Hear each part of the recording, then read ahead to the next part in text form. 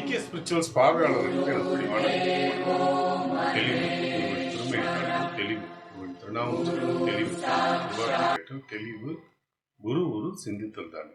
போன பகுதியில் ஜெயராம முதலியார்கிட்ட சேஷாத்ரி சுவாமிகள் மாம்பழம் கேட்டார்ன்றதோட நிறுத்தியிருந்தோம். அது சீசன் இல்லாத நேரம், ஒரு காலகட்ட சீசனில் தான் பழங்கள் கிடைக்கும். மாம்பழம் கிடைக்கிறது கோடை கால சீசனில் மட்டும்தான் கிடைக்கும். அது கோடை காலம் இல்லை.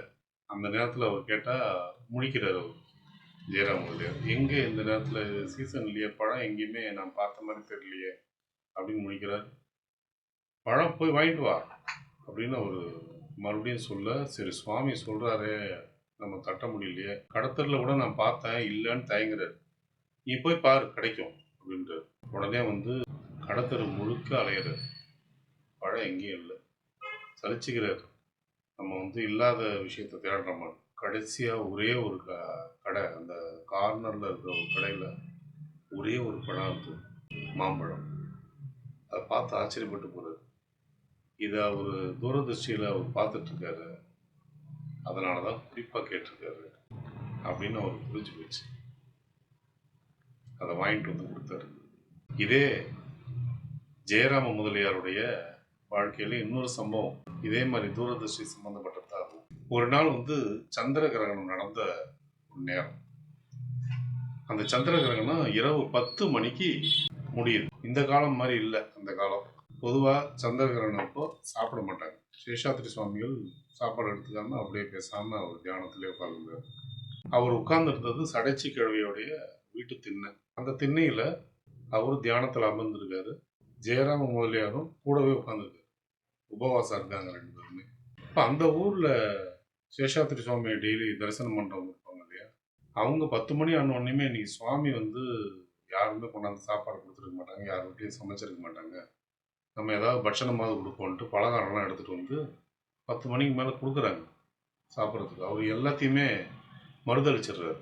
வேண்டாம் வேண்டாம் வேண்டான்னு அவர் முகத்தை திருப்பிக்கிறாரு. எல்லாரும் போயிடுறாங்க. ஒரு டைம் வரைக்கும் தானே இருப்பாங்க. இரவு நேரம் அதிகமானவனே போயிடுறாங்க. எல்லாரும் போனதுக்கப்புறம் ஜெயராம முதலியாரை பார்த்து, ரசம், அன்னம், பருப்பு துவையல் போய் எடுத்துட்டு வாப்போ அப்படின்ட்டு அவர் குழம்பி போறாரு. இதுக்கு நான் எங்கே போவேன், இனிமே தான் போய் சமைக்க சொல்லணும் ஒய்ஃப் அப்படின்னு நினச்சிக்கிட்டு அவருக்கு மறுத்து சொல்ல முடியாது. அதனால அவர் கிளம்புறாரு.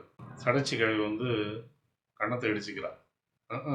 பட்சணம் பலகாரம்லாம் அதெல்லாம் சுவாமி வேணான்னுட்டுது. பருப்பு துவையல் கேட்குதா இப்போ அப்படின்னு சடைச்சி கிழவி கமெண்ட் பண்ணுது.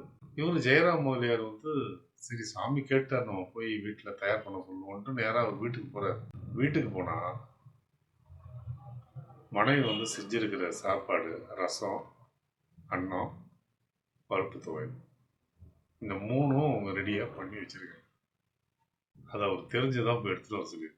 இப்படி சேஷாத்ரி சுவாமி தூரதிருஷ்டின்றது எங்கே என்ன நடந்தாலும், அது வெகு தூரத்தில் இருந்தாலும் சரி, 1 கிலோமீட்டர் தொலைவில் இருந்தாலும் சரி, எல்லாத்தையும் கண்டறியக்கூடிய ஆற்றல் அவருக்கு.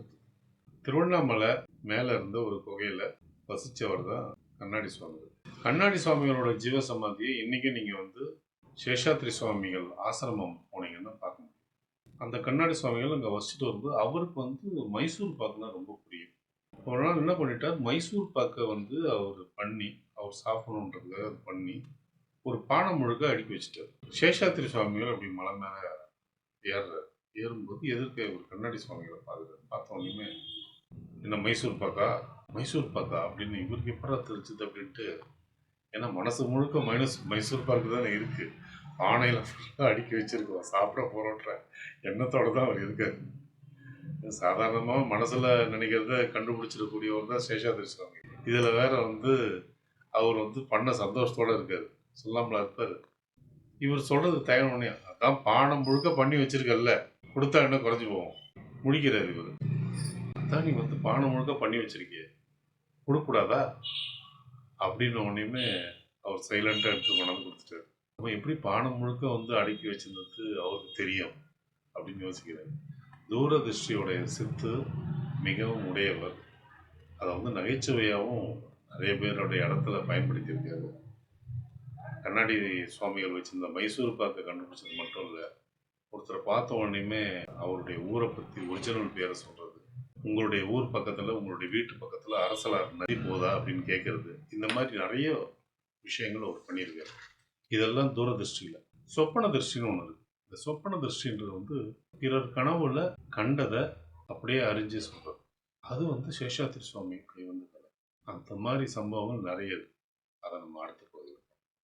ஓம் சத்குரு ஸ்ரீ சேஷாத்ரி சுவாமி.